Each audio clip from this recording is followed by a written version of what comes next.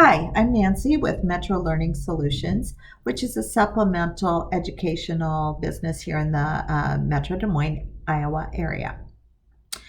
Um, every Wednesday, I have a segment called Why Wednesday that gives a little bit of information about brain training and how cognitive development or brain training can substantially help uh, turn around any struggles that somebody may be having with learning. So if you know someone who is struggling with learning, this is for you. I've been going over the book Unlock the Einstein Inside. This book was written by our founder, Dr. Ken Gibson, who spent about, 35, 40, 50 years developing some of the procedures and researching how these procedures impacted learning for our clients. So if you're interested in the book, I can provide it to you either through a download, or I do have several hard copies, whichever you prefer. Just get in touch with me. I've been taking it chapter by chapter, and I am up to chapter 4. So if you have missed chapters 1 through 3, you might check out my other videos. In chapter 4, it talks about how the brain responds to different activities designed to help build cognitive skills. And I've covered many of them. I'm going to cover the last 2 today. The first one is visual processing.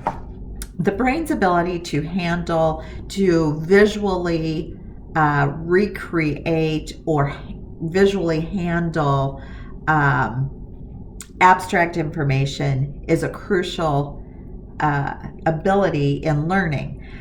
It's very important for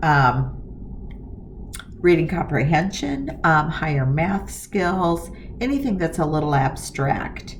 So what you need to do this activity is just a variety of objects from home. I'm going to use colored blocks. So if you have these at home, that's great. If not, you can use something else. What I would do is I would hand these blocks to your child, and then I would say, in my mind, I see a red block on top of a green block. And they would take the red block and put it on top of the green block. So they're recreating what you have said. As they are able, after they've mastered 2 blocks, they can add a third. So I might say, I see a green block beside a yellow block. On top of the yellow block, I see a red block. And they just recreate that. Get it more complicated as they are able. Conversely, you might have them build a structure with just 2 or 3 blocks, and then have them say what they have built. And this would be, there's a green block next to a yellow block, and on top of the yellow block, there's a red block. Again, encourage them to get more complicated as they are able. And then building logic and reasoning skills or problem-solving skills. We're going to just work with patterning, which it may seem rather fundamental to most of you, but for some kids it isn't. So I would start with two blocks, and the pattern here is yellow, green, yellow, and they would say green, yellow, green, or they could actually continue doing that. As they're able, get more complicated. You might have green, yellow, yellow, green. You always have to put the next block that starts the pattern over so they know how to what's coming next. Again, make it more complicated as they are able.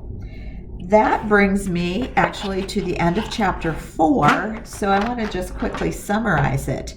The points made in this chapter are that the right cognitive training will bring positive results or positive improvement to any child with a learning difficulty. The brain is built to stretch as new learning occurs. Knowledge can be transferred and shared among the different parts of the brain. The brain responds well to big, fast changes that is designed to do that. And the variety of techniques, such as those provided here at Metro Learning Solutions, can help improve brain efficiency. So if you have any questions about these or anything else that occurs to you, get in touch with me. I can be reached at 515-523-0980. Leave a message if I'm not available. I'm always happy to talk about the changes I am able to get in my clients. Again, if you're interested in this book, just ask for the download, or I can give you a hard copy. Thanks, and join us next week for another episode of Why Wednesday.